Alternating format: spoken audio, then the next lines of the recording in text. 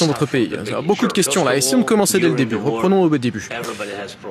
Depuis le début de la guerre, tout le monde a des problèmes, même vous. Mais vous avez un océan qui vous protège. Mais ne vous sentez pas autant en sécurité à l'avenir. Ça, vous n'en savez rien. Vous n'en savez rien. Que Dieu vous en garde. Ne nous dites pas ce que nous allons faire. Nous essayons de résoudre un problème. Ne nous dites pas comment nous allons nous sentir. Vous n'êtes pas à même de nous dire comment nous allons nous sentir. Vous n'êtes pas à même de dicter ce que nous ressentirons.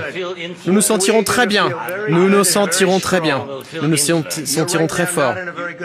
Pour l'heure, vous n'êtes pas vraiment en position de faire cela. Vous êtes dans une position très délicate. Vous n'êtes pas dans la bonne position. Vous n'avez pas les atouts pour vous comporter ainsi. Là, vous êtes en train de jouer la vie de milliers de personnes. Là, vous êtes en train de risquer la Troisième Guerre mondiale. Vous risquez la Troisième Guerre mondiale. Ce que vous faites est extrêmement irrespectueux envers notre pays, ce pays. Beaucoup plus irrespectueux que... Est-ce que... Vous avez réfléchi un petit peu à l'objectif de toute cette réunion?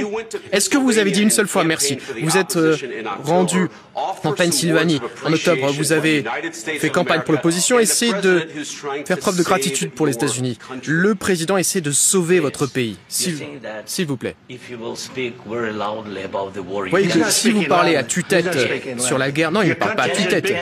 Votre pays est vraiment dans une situation problématique. Oui, je le sais, votre pays a des gros problèmes. Vous n'êtes pas en train de gagner cette guerre.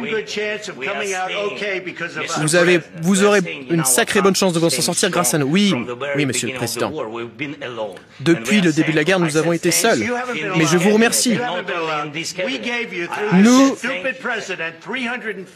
Nous vous avons donné 350 milliards de dollars. Nous vous avons donné de l'équipement, du matériel militaire. Si vous n'aviez pas eu notre matériel militaire, si vous n'aviez pas eu notre équipement militaire, cette guerre aurait été terminée en 2 semaines. En 3 jours, c'est ce que j'ai entendu de la bouche de Poutine. Ça sera très difficile. Ça va être difficile de faire affaire comme ça. Merci. Pouvez-vous nous dire merci?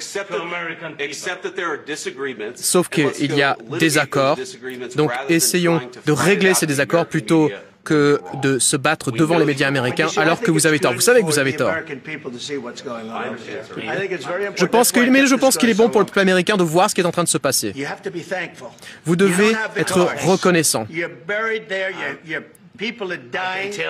y a des gens qui sont en train de mourir. Vous avez de moins en moins de soldats. Vous serez bientôt à court de soldats. Et là, vous nous dites que vous ne voulez pas de... Vous nous dites, je ne veux pas de cessez-le-feu. Écoutez, si vous pouvez obtenir un cessez-le-feu dès maintenant, moi je vous dis, prenez-le. Et les balles arrêteront de fuser. Je veux arrêter la guerre. Je vous le dis, moi je veux un cessez-le-feu. Parce que vous pouvez obtenir un cessez-le-feu plus rapidement qu'un accord. Ce n'est pas avec moi que vous avez signé un accord. C'était avec un type qui s'appelait Biden qui n'était pas intelligent. Mais c'était... Non, excusez-moi, c'était avec Obama. Moi, je vous ai donné les Javelins pour détruire tous ces tanks. Obama... Non, Biden vous a donné les Javelins. Il faut faire preuve de plus de reconnaissance, parce que je vous le dis, vous n'avez pas les atouts dans votre jeu. Avec nous, vous les avez, mais sans nous, vous ne les avez pas. Oui, ça va être difficile de passer un accord. Va falloir changer d'attitude.